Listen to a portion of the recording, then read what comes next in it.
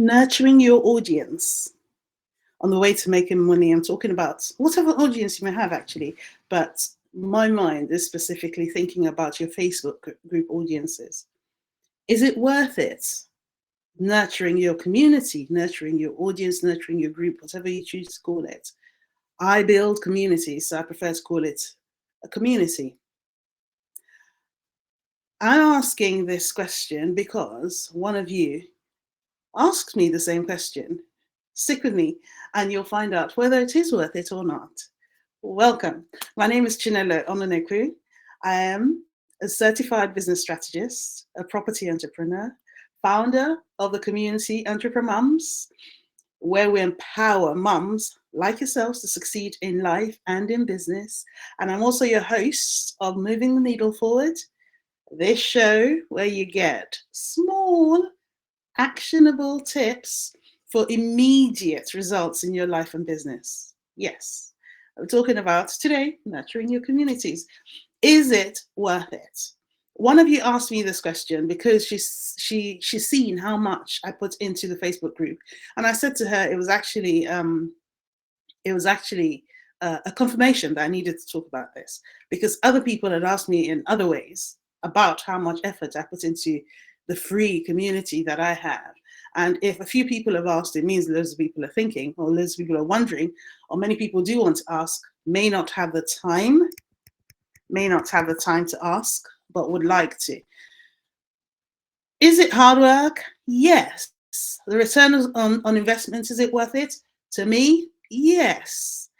Another reason why this is an important one to talk about is because on the 22nd of April, which is in a few days actually, Facebook will be disabling all third-party apps in groups. So those third-party apps used for scheduling, for responding to messages, whatever you may use them for in your group, will be disabled. And lots of people are panicking about it. Why? You can still use Meta to schedule your posts, but the engagement, Facebook is all about engagement, organic, real, genuine engagement, people connecting with people. So they're forcing you to engage.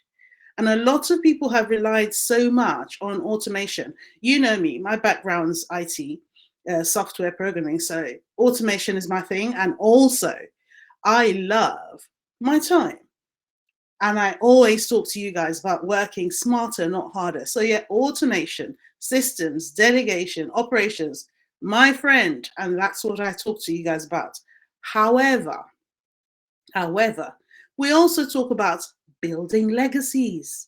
That is based on relationships. Is it hard work? Yes. Does it take time? Yes. In the first instance, yes, to set things up. But are those relationships worth it? Yes, they're invaluable, they're priceless. I saw somebody's post on Facebook and it made me chuckle. The person was saying that some people hide behind building relationships because they don't want to ask for a sale, or they're afraid to sell, or afraid to market. And it made me chuckle because I thought to myself, nurture your audience, nurture your community, nurture your relationships, and the money will come. People will trust you to be able to work with you. The money will follow. However, of course, obviously, we do need to ask for a sale. It's not just about nurturing and not selling anything, because you cannot make money that you haven't asked for. You have to receive money. That's how it comes. You ask for it and then you receive it. People don't just hand it to you, even if they wanted to. You've got to offer them something to pay for. So that goes without saying. However, you've got to build those relationships. A lot of what people have been taught, probably what you've learned as well, is monetize your group, build it and monetize it. That's a strategy for some, and it works. But it depends on what you want to achieve. Do you want people, a loyal fan base who know you, who know your values, who become your brand ambassadors, who go with you for posterity as long as you're there and they're there? Or do you want people who just pay you and you get the money and you move? This is a no judgment zone. It depends on what you want to achieve. If you want to build a community that will champion your cause wherever you go, then you've got to build relationships. There's no two ways about it. Now, at the moment, in my group, I was talking about automation. A lot of my posts are automated. They're scheduled. The content, though, hard work to create. Yes, I have a team that helps me design. We sit down, we brainstorm ideas, we look at you guys. What are you engaging with? Where are you at? What kinds of questions do you want us to answer? We put in a lot of work. I could not do this without my team. But every single question that's asked in the group, in the community, in the EntrepreMums group, I answer. I can do that at the moment, but as we scale, maybe when we get to 5,000, 10,000, whatever it is, we grow to it. I don't know that I'd want 100,000 people, but at that point, over a certain number, it becomes counterproductive for me to answer all those questions.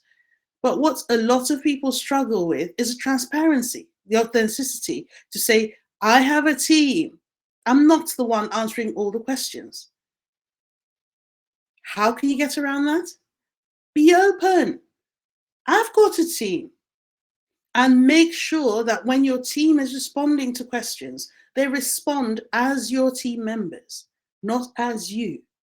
Because that then puts pressure on you and on your audience. Because think about it. If somebody's coming to work with you and they want to learn how to nurture their audience or grow an audience or grow a community, whatever it is you have, and they're thinking, I'd like to grow to 5,000, but man, answering questions every day sent by 5,000 people, I can't do that.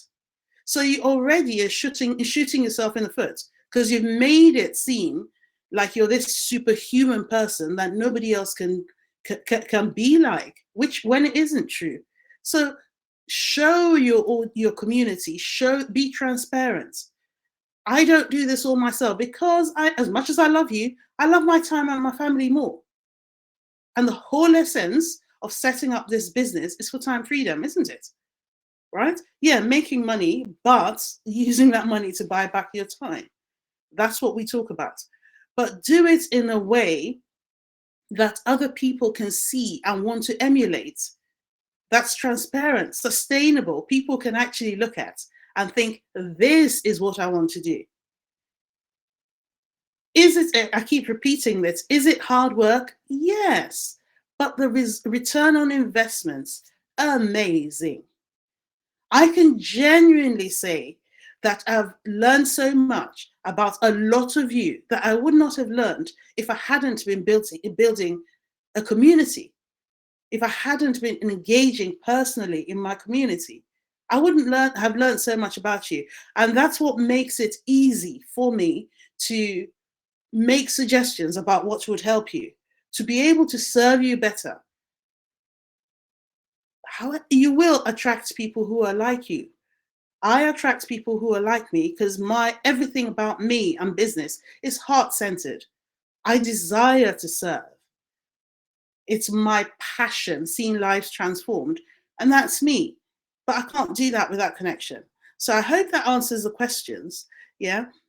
But Meta obviously agrees with me because those people who use third-party apps instead of organic engagement are being forced now to think about how they can pivot.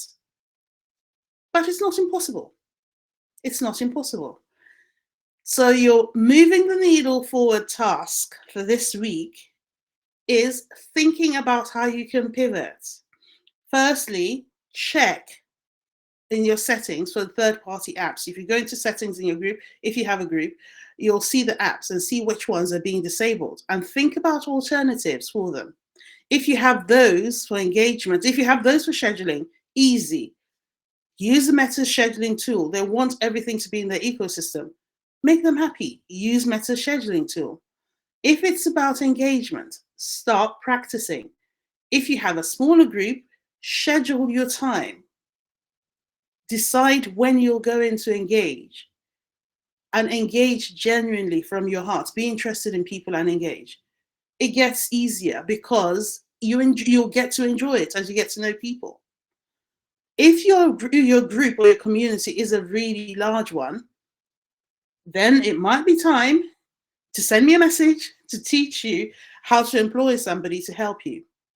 Make sure if you're using a team, you're open. You're open. They want to be celebrated too. If it comes to answering in the group, let them be, so that the answers come from them.